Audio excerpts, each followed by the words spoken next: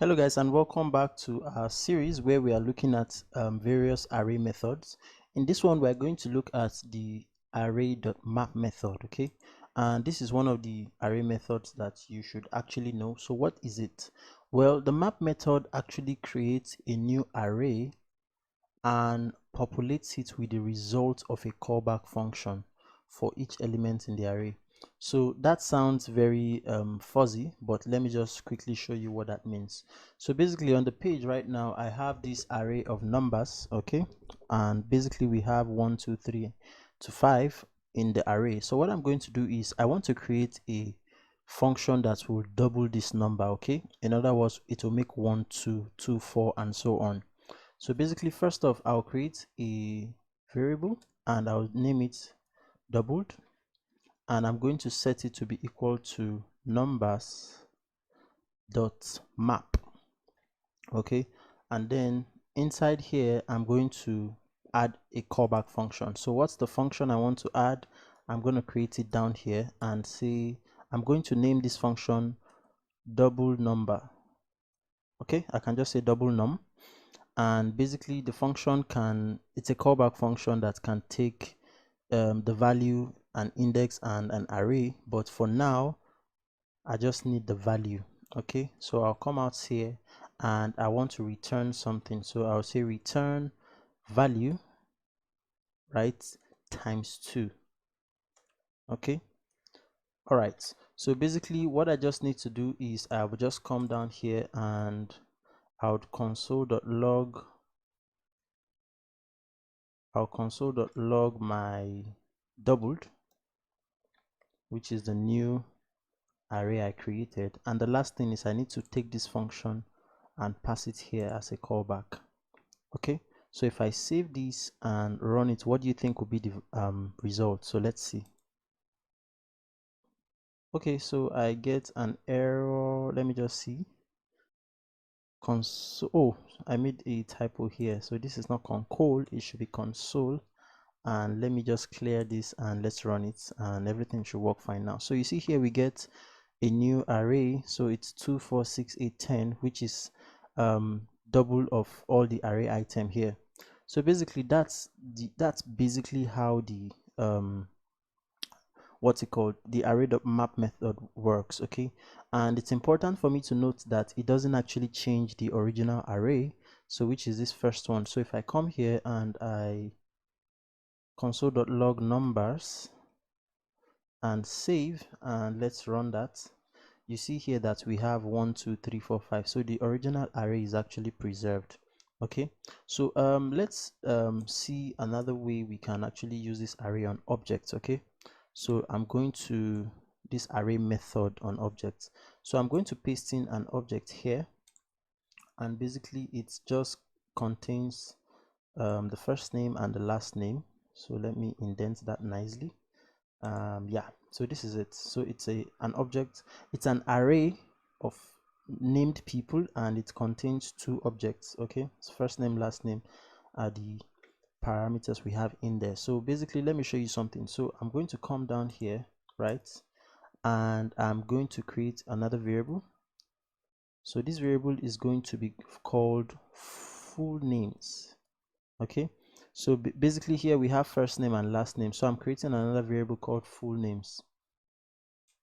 Okay, let me just indent this nicely. Okay, all right, so full names, right, and I'm going to set it to be equal to, okay, so people dot map, and this one I'm just going to do it on a straight line. So basically what I want to do is I'm going to say person.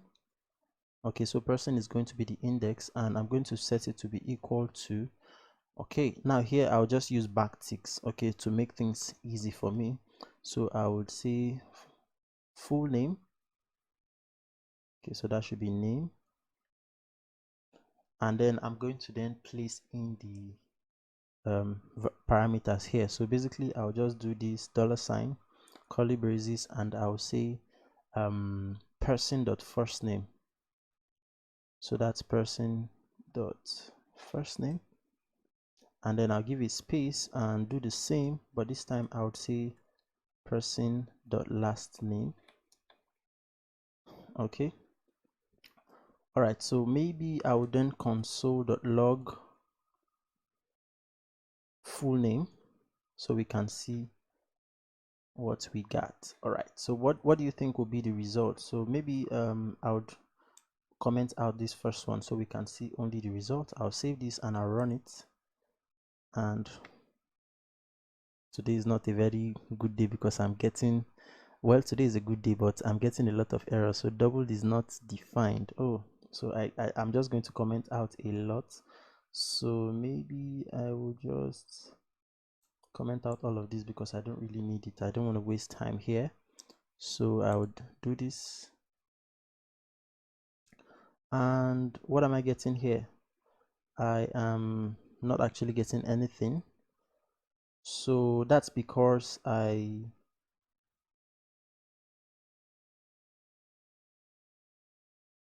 kind of have this extension that kind of, modifies the way my code is, displayed. So if I save this one more time and I check it, I should get the full name. And so it says full name John Doe and full name, and this my name Zeno Apariva. Okay, so I think I'll maybe just disable that extension. It's supposed to format my code, but sometimes it messes up things. Okay, but let me show you another way we can do this. So what I'll do is I'm going to comment out this guy, and let's see just another way we can put it into an object here. So basically what I'm going to do is I'll come here and I'll create another variable const, and it's actually going to be full names, but this time I'll just go with people.map, and I want to work with the index right in this second variable here. And basically what I would do is, let me do like this, and I would say person, I'll add a comma and index. Okay, so remember I told you that we can also work with the index. That's what I want to do here, and I'm still going to use an arrow function that will be like so. Okay, so let me just do it like this. So before I put this, I'm going to put that and like so. Yeah, so basically what we can then do is we can then specify an ID, and then we can say that we want to get the index. And remember that in JavaScript array indexes are 0 based, so I'm going to add +1 to make the index start from 1. And then I would, no, this should be a comma, and then I'll come down here and say full name. Okay, so I'm just going to say full name as in singular, and then we can then go ahead and say person dot first name plus person dot last name. All right, so that's it basically, and then I'll save. So you see that it's actually formatting my code. So person dot last name, and I'll save. Okay, so let me clear this and let's run the code. And as you can see here, we have this array containing 2 objects. So it has an ID of 1, and then the full name is John Doe. And then okay, so I can actually just concatenate a space here, so like so. I should have just used an object literal, but that's fine. Okay, so I'll save, and if I clear this and run it again, we should have spaces. Okay, so the first one is ID, full name, and John Doe, and then the second one is the ID of 2 and full name of my name. Okay, so basically we've seen how two ways we can use the map array method. Okay, first we saw how we could use it on numbers, and then we've seen how we can use it on an array containing objects. Okay, so basically that's it for the map array.